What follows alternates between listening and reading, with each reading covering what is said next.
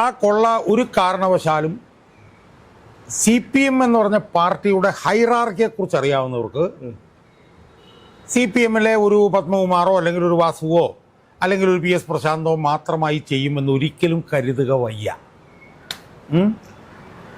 കാരണം CPM ഒരു മേൽകീഴ് ബന്ധം വെച്ചിട്ട്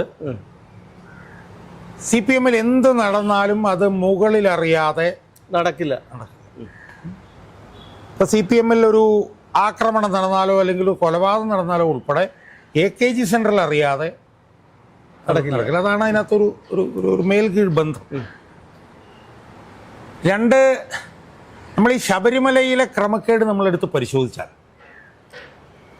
ആ ക്രമക്കേട് ഒരു ഇൻഅഡ്വർട്ടൻ്റ് ആയിട്ട് അല്ലെങ്കിൽ ആകസ്മികമായി ചില ആളുകളുടെ ഇടപെടൽ കൊണ്ട് നടന്ന ഒരു ക്രമക്കേടാണ് എന്ന് നമുക്ക് പറയാൻ വയ്യ.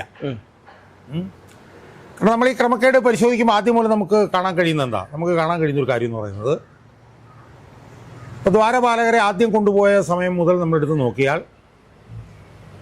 സ്വർണം പൂശിയത് മറച്ചു വെച്ച് അത് ചെമ്പുപാളിയാണ് എന്ന് എഴുതിയിട്ട് കൊണ്ടുപോയതാണ് ഈ ക്രമക്കേടിൻ്റെ ഒരു തുടക്കം എന്ന് പറയുന്നത്. അതെ.